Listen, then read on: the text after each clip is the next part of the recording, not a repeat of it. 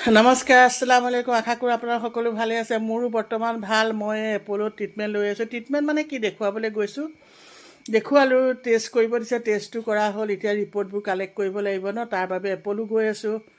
এয়া আমি সকলো এনেকৈ অ'টত উঠি পেলাই গৈ আছোঁ এপ'ললৈ। বেছি দূৰ নহয় বাৰু, 50 টকা ভাড়া লৈ অ'টত পটককৈ পাওঁ আমাৰ হোটেলৰ পৰা ওচৰতে। এয়া গৈ পালোঁগৈ এপ'লত। খুব ভিৰ হয় এই ৰাতিপুৱা সময়কণত। ডক্তৰ আহে, পেচেণ্ট আহে, মানে গাড়ী লৈ মানে বহুত ভিৰ হয় আৰু যেনে তেনে গৈ পালোঁগৈ। পায়ে এপ'লৰ ভিতৰত সোমালোঁ। তাৰপৰা এতিয়া ৰিপৰ্টবোৰ কালেক্ট কৰিব লাগিব, ডক্তৰক দেখাব লাগিব। তাৰ আগত ভাবিলোঁ ৰাতিপুৱা ব্ৰেকফাষ্ট কৰা নাই, সেইবাবে ৰেষ্টুৰেণ্টত সোমালোঁ। এপ'লৰ ভিতৰতে ৰেষ্টুৰেণ্ট, তাত আকৌ টাইমহে পায়। ব্ৰেকফাষ্ট ৰাতিপুৱা পাব আপুনি 12টালৈকে, তাৰপৰা লাঞ্চ, তাৰপৰা ৰাতি ডিনাৰ, এনেকৈ ধৰণে পায় কাৰণে আমি সোনকালে বোলো ব্ৰেকফাষ্টটো কৰি লওঁ।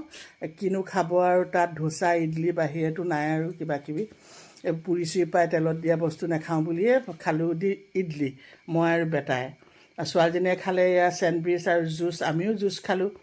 এনেকৈ আমি তিনিওটাই বহি পেলাই ৰেষ্টুৰেণ্টতে ব্ৰেকফাষ্টটো কৰি ল'লোঁ। এওঁ ডক্টৰৰ ওচৰলৈ গ'ল, এওঁ সেইকাৰণে খোৱা নহ'লে। তাৰপৰা আহিলোঁ এতিয়া ডক্টৰৰ ওচৰলৈ। এয়া ৰিপৰ্ট চব কালেক্ট কৰি ডক্টৰক দেখুৱাব লাগিব ন। এয়া গৈ আছোঁ লিফ্টত, অহা যোৱা কৰি বহুত সময় লাগে। তাৰপৰা ভাবিলোঁ চাহ অকণ খাই লওঁ, বহুত দেৰি হৈ গ'ল, চাহ খোৱা নাছিলোঁ, সেইবাবে চাহো খালোঁ। খাই পেলাই এতিয়া ওলাই আহিলোঁ অ'টত উঠিবলৈ কাৰণে। অ'টত উঠি ৰুমলৈ আহি আছোঁ, হোটেলৰ ৰুমলৈ আহি পালোঁহি।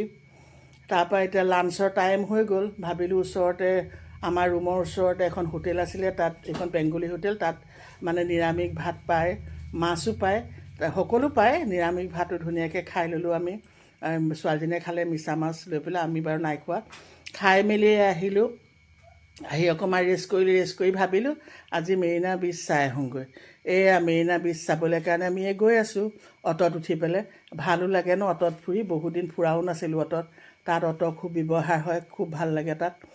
এয়া গৈ আছোঁ, চাওকচোন ইমান ধুনীয়া জেগা। চব জেগা ধুনীয়া নহয় কিন্তু দেই, বৰ লেতেৰা কিছুমান জেগা, বৰ বেয়া গোন্ধ এটা ওলায়। তাৰপৰা এয়া গৈ আছোঁ অ'টত। কিন্তু এটা কথা ক'বলৈ লাগিব, তাত গছ গছনি বহুত। এইখন হ'ল আন্না ফ্লাইঅভাৰ এইখন। আমি অ'ট দাদা হিন্দী আৰু ইংলিছ বুজি পায়, হিন্দীটো ইমান বুজি নাপায়, আৰু তেওঁলোকৰ ভাষা বুজি পায়। তাৰপৰা এয়া কিন্তু ৰাস্তাত যাওঁতে বহুত গছ গছনি পাই যায়।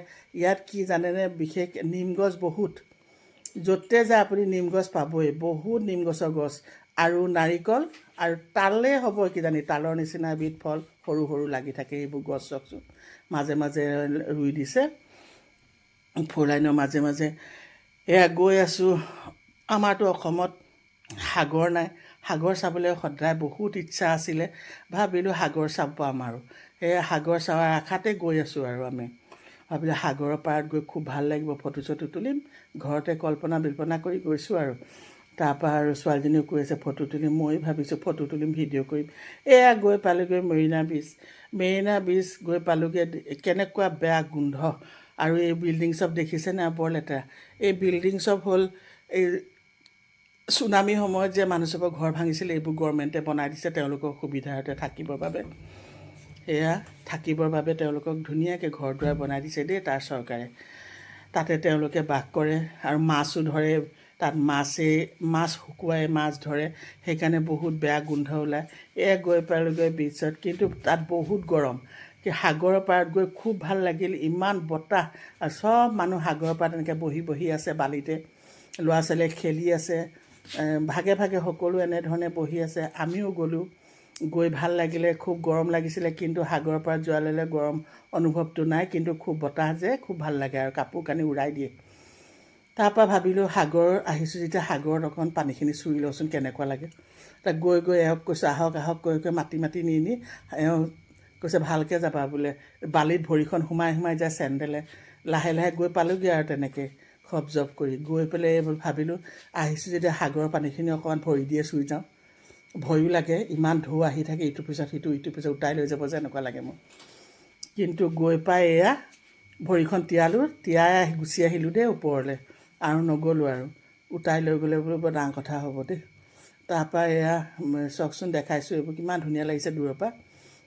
সকলো মানুহ এনেকৈ বহি বহি আছে, নাও আছে।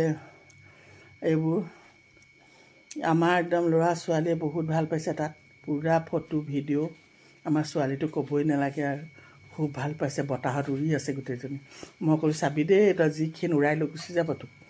তাৰপৰা এয়া ধেমালি ধুমুলা কৰিলোঁ, তাতে ভালো লাগিলে সাগৰৰ পাৰত।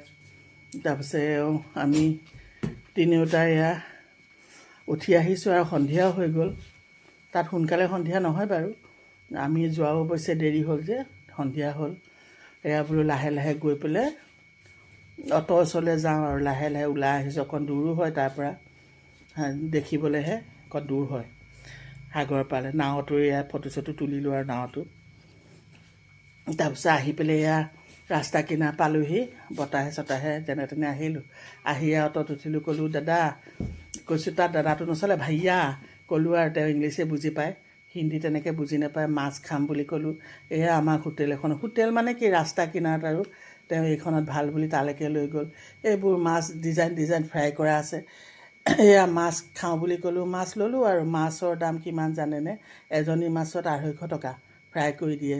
এতিয়া খাম বুলি গৈছোঁতো খাবই লাগিব ন। তাৰপিছতে ছোৱালীজনীয়ে ক'লে মিছা মাছ খাম, বোলো টেষ্ট কৰোঁ। 1 প্লেট মিছা মাছ 100 টকাই লৈ টেষ্ট কৰিলোঁ, খালোঁ মেলিলোঁ। এতিয়া আমি খাই মেলি অ'টোত উঠি আহি আছোঁ হোটেললৈ। এতিয়া ৰুমত থাকিম, ৰেষ্ট কৰিম। কালিহে আকৌ দেখা যাব ক'লৈ যোৱা হয়, কি কৰা হয়। এই অ'টোত আহি আছোঁ আমি। ৰাতি খুব ভাল লাগে লাইটৰ পোহৰত, ভালেই লাগে বাৰু। আজিলৈ আহিছোঁ, কালি আকৌ লগ পাম নতুন এটা ভিডিঅ' লৈ। Bye bye.